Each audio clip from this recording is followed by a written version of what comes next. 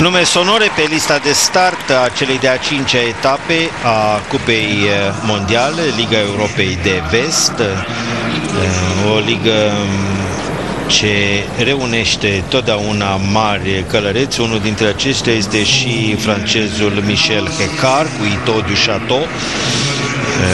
Ito du Chateau este un armăsar de 11 ani, de un sail francez. Michel Heccar ocupă în momentul de față locul 41 în clasamentul mondial, are o mare experiență. Michel Heccar face parte din generația vârstnică a călăreților din Hexagon. El este născut la 31 octombrie 1953, cu multe starturi în Cupa Națiunilor, cu foarte multe starturi în Cupa Mondială, participări la campionatele europene, un călăreț cu o carte de vizită bogată și care încearcă să transmită și familiei sale această pasiune pentru călărie. El este și propriul lui sponsor, este un tip pasionat și de cu bărcile cu motor și de schi. Iată-l terminând în momentul de față cu 0 puncte penalizare și intrând și el în grupul select al celor care vor lua parte la barajul acestei etape de Cupă Mondială. Așadar, o Liga Europei de Vest care cuprinde concursurile de la Oslo, Helsinki, Verona și Stuttgart, cele care s-au desfășurat până în prezent. Geneva, acum urmează Londra, Mechelen, Leipzig, Amsterdam, Bordeaux, Vigo și Hertogenbosch. Noi îl vom urmări pe Ludger Beerbaum cu All Inclusive. Un armăsar tânăr, acest All Inclusive.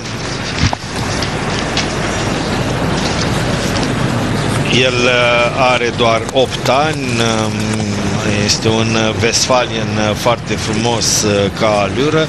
Ludger Beerbaum contează pe el, de altfel în ultima perioadă Ludger Beerbaum, marele Ludger Beerbaum, ne-a obișnuit de a veni la concursuri cu foarte mulți cai tineri pe care îi promovează, pe care îi aduce în scena competițională și îi aduce cu succes. Ludger Beerbaum, care este multiplu campion mondial, un campion european, un campion olimpic, a avut și, aș spune, nefericita întâmplare de la Jocurile Olimpice de la Atena, acolo unde al său Gold Fever a fost descalificat pentru că a fost găsit pozitiv la testul doping. Lucrul acesta a dus și la coborârea echipei sale pe treapta a treia a podiumului. Același Gold Fever cu care a făcut parte din echipa medaliată cu aur la Atlanta și la Sydney, același Gold Fever cu care a câștigat medalia de bronz la campionatele europene de la Mannheim din 2007. Ludger Beerbaum, un parcurs cu 0 puncte în acest moment. Evident, întâmpinat cu numeroase aplauze și urmărit cu sufletul la gură de către toți spectatorii prezenți în tribune, Steve Guerda cu Jalisca Solie. Normal, de la reprezentantul țării gazdă se așteaptă o comportare cât mai bună, evident o promovare în barajul probei. Oricum,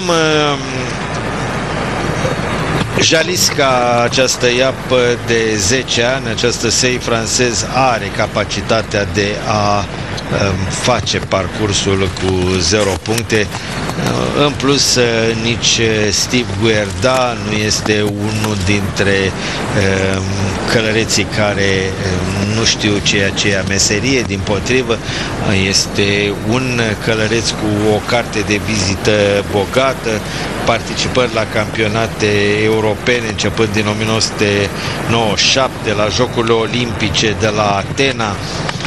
Este un călăreț care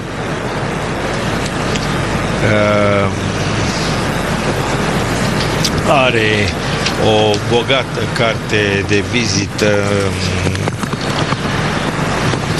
Persoanele care l-au influențat cel mai mult, în afara mamei sale, este și tenismenul Roger Federer, declară călărețul suedez, călăreț născut la 10 iunie 1982.